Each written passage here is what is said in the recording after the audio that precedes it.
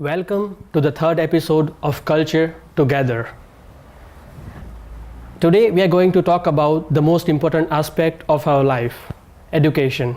And to talk about this, we have two guests from the extreme end of the world, America and Japan. So let's introduce our guests quickly, please. Hi, I'm Katarina. I'm 26 and I did all of my education in Michigan up through my bachelor's. Now I'm here doing a master's. I'm Sakiko. I'm from Japan. I'm 33 years old and I finished my old study in Japan. I studied art. What kind of schools do you have? Like, are there private school as well? Or it's like in Germany that everything is owned by government and the education is completely free? For us, it's a mix of private and public. Mm-hmm. So I went to a private school on sort of a scholarship, and it was a lot smaller, and supposedly the education is better because it's being paid for, but I didn't see that it was much better than the public education, actually. And my education at full cost was $7,000 a year, just about. There is a expensive school and there is a cheap school, but I think the high schools are not free, completely free. Until what class it's a primary school and then high school, and what is the overall structure in your country, please? Nowadays we start generally with preschool, which is anywhere from 3 to 5 years old. Then we have kindergarten, which is kind of its own category as well, 5 and 6. And then you have primary school, which is first grade through usually 5th grade. Then we have middle school, which is 5th through 8th, or 6th through 8th. And then after that is high school until 12th grade. So generally people start education in the preschool at 3 years old or so and end at 18 from high school, and then after that university or college, something. Yeah. Okay. And in Japan? I think Japan is quite similar. From 6 years elementary school, and 3 years junior high school, and 3 years high school, then university. Is it allowed during school, during your schooling, to hit or any physical punishment by teacher? No.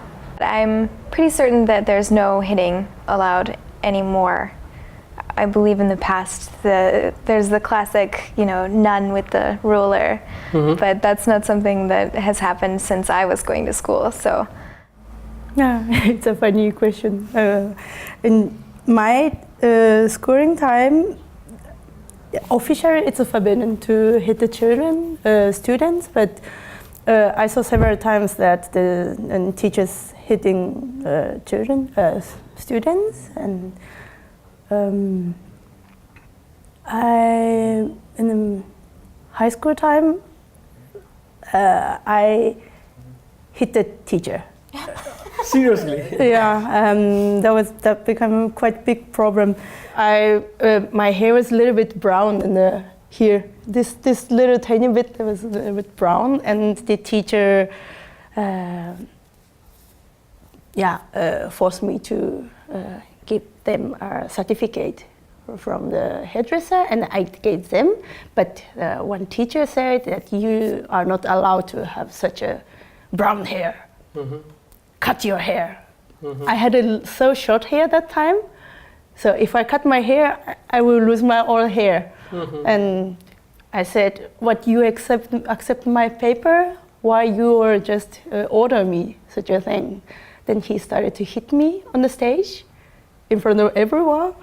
He was so much temper then. Mm-hmm. Really angry. Yeah, really angry. Then I hit him back. And then what happened? Then every teacher caught me like this and dragged me out from the stage. Okay. And then there must be some trouble with your parents. Yeah, my parents proud of me. That you hit Yeah, yeah. But then there was only one moment because school won't throw me out from the school. Then I approached them. I'm sorry. And I so much appreciate, and I lose my fingerprint. Sorry. Then I went to the farmer for 1 month to show me how everything worked out. Yeah, at the end. I graduated 1 year later than others. Extracurricular activities, were they compulsory? For example, sports and some other cultural activities. Totally voluntary, but it was a pretty big part of the school life. Like everybody did something. So, and in my school, since we didn't have so many people, a lot of people did several things because it was easy to get on different teams and be a part of different organizations that were going throughout the year. So you could have somebody who's doing both drama and 2 sports. So that was pretty common, actually. I think it's officially freiwillig. Voluntarily. Voluntary. But my junior high school was kind of forced to the children to join into one of the clubs. Like the teachers were forcing, or the students were? The school forced to the children to go to join into the club activities. And how did you find that? Was it like stressful, or it was like, okay, that was a nice decision that they kind of forced us to do that? I'm quite lazy. I thought it's really sucks because it's quite stressful. There is no cultural club. There is only sports club in my junior high school, and for the girls there was only tennis or volleyball, and for the boys baseball. Yeah, baseball. Yeah. Or judo. Okay. After which grade is it allowed to change your subjects completely or the direction? For example, in India, after the secondary school, after 10th grade, you can choose the science stream or the commerce stream or the art stream. I think in middle school, you still have a certain track that you have to follow, and then once you get into high school, you have to fulfill so many credits per subject, and you have a little bit more choice on what you fill those credits with, like which science classes you take, which math classes, if you want to do the like the AP math class or just the normal math class. So in the high school, you mean to say that, okay, you can choose from? Yeah. And high school is from 10th to 12th grade? Or? 9th to 12th. 9th to 12th. So you have about 4 years, although the first year is also a little bit less flexible. I really want to know about a difference between college and university in your country. Oh. Because if I talk about college and university, in my country, it means college, it's something like where you get your bachelor's or master's, it's still a college. And university is a body that decides what courses should be taught in the, colleges. It's more of a tier system for us.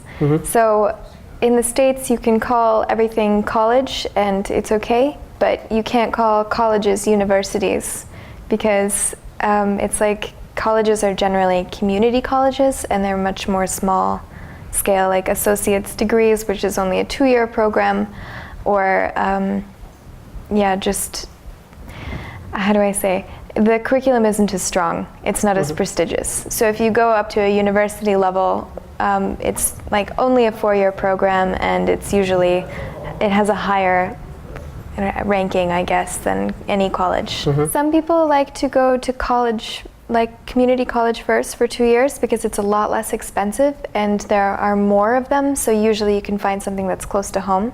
So it's a good way to save money because university is ridiculously expensive. In Japan, what is it a college and university are the same or they are different? I've never seen the college in Japan.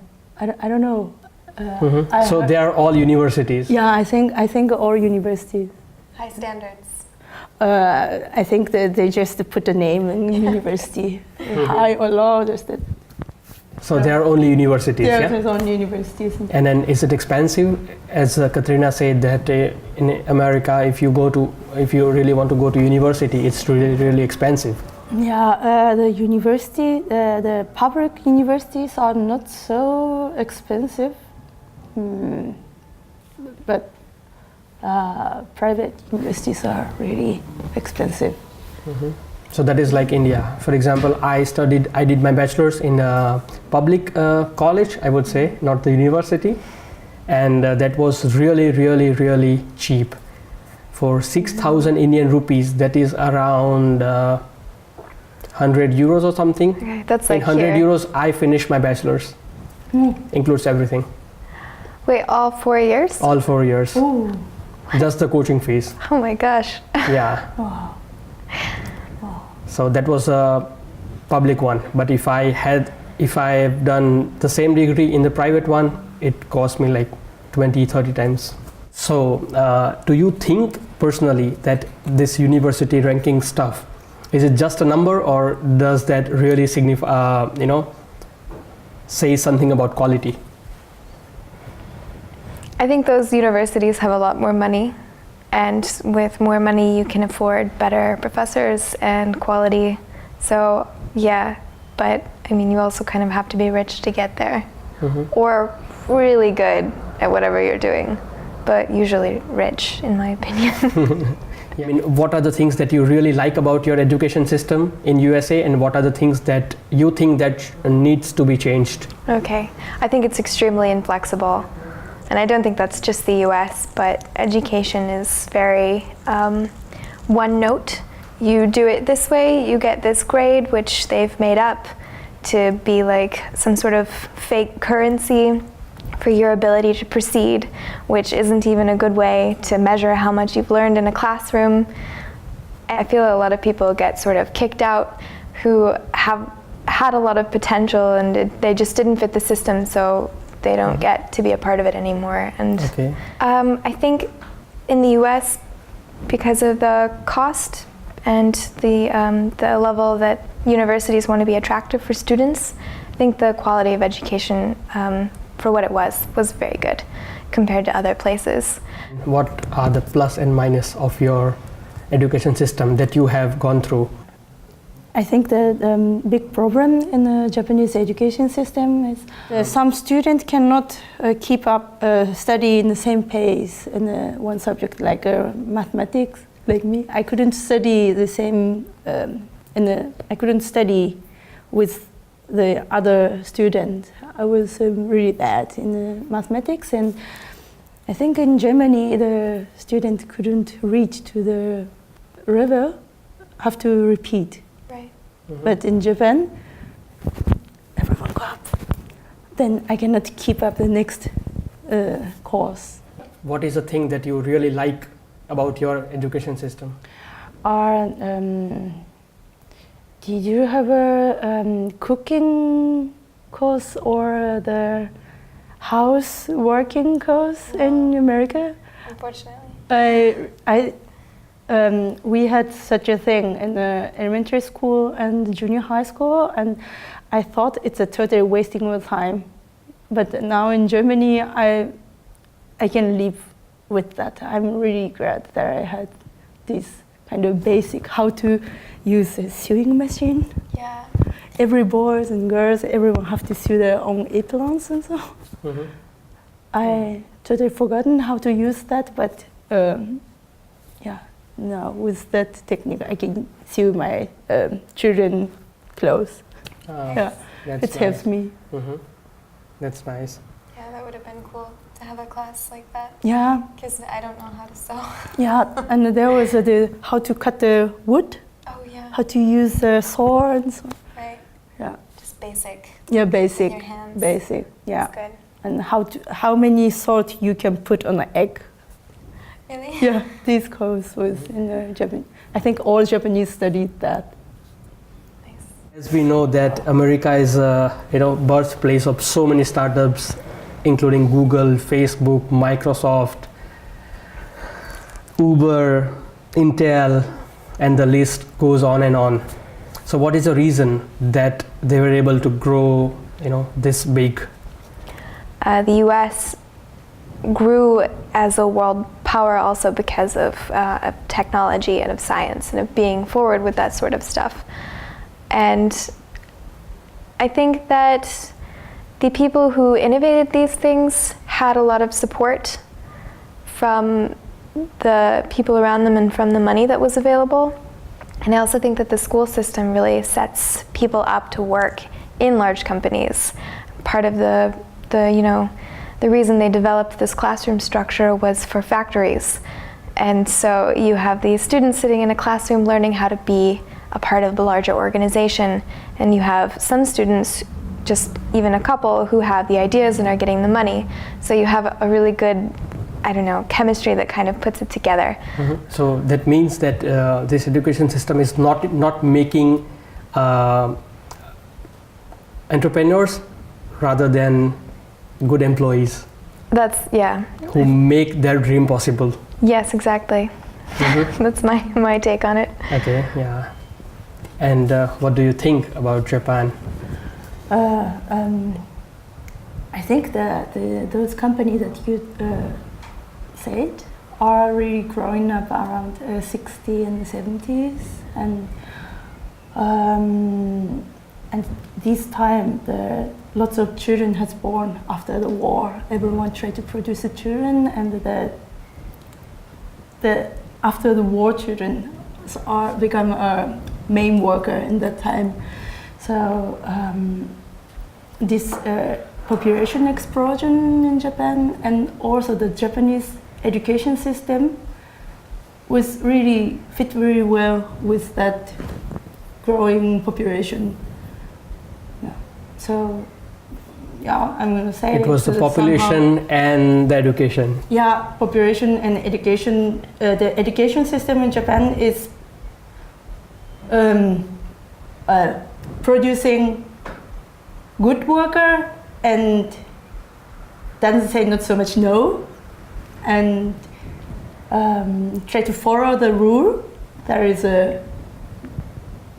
basically the main part of the Japanese education. So was really good for the companies to get good workers. Yeah, exactly. Yeah. But it doesn't fit anymore in Japan. Mm-hmm. That was too stressful for the young students, the students living in now, and lots of young people suicide.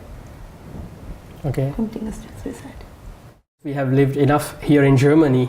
If we have to compare German education system to the system we have in our countries, what are the things that you really like about German education system and things that you don't like about German education system?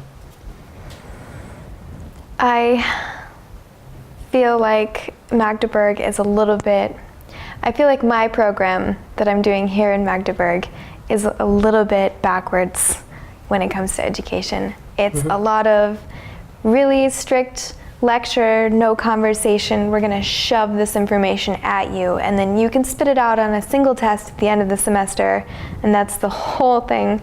So I actually liked my bachelor education in the US better because I had classes that were more conversation based, and it was several things that you did within the semester that got you your grade. And what are the things that you like about education system? It's so much cheaper. And it's still like... Me too. Yeah. The quality is still pretty good other than that structure. Yeah. Like, I'm learning things, and I also have access to amazing labs here. And we have all gone through that phase when we don't study in our home and our mother or our father tell us to study. Can you please say the exact same thing that your parents used to tell you, that you have to study, but in your language?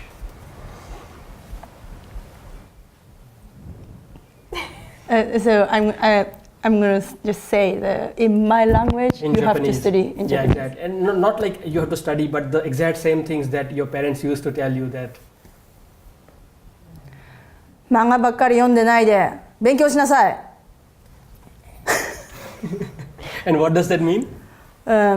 don't read only comics, study. Okay. That's how your parents used to tell you, yeah? Okay. And Katarina? I was. Don't say you were a good kid and. I honestly don't remember my mom ever telling me to study. I'm sorry. Okay. I could make something up, but. No, you don't have to. Yeah, she helped me study a little bit sometimes, but I always did it. But you don't remember that she's scolding you for the... No, she's not much of a scolder, my mom. Okay, now it's my turn. Whom should I scold? Her. Okay, because you scolded me, yeah? Yeah. Wait. Now it's my turn that I will tell how my parents used to tell me to study. ભણશો નહીં તો નોકરી ક્યાંથી મળશે? નોકરી નહીં મળે તો છોકરી ક્યાંથી મળશે? જે વાંચે ચોપડી તે ચોપડી ખાય. That's long. That was a lot. That was long, yeah. And that literally means that study. If you don't study, you won't get job, you won't get girl. Important. Yeah. And if you study well, then you will have butter in your every meal. Like you will have a good life. That means. Good word. Thank you so much for coming here and making this show possible. I hope you have enjoyed it. Yes. Thank you. Thank you. So that was our take on education system in USA and Japan. I hope you liked it. If you have some suggestions and some ideas, feel free to email us on this email ID. See you next time.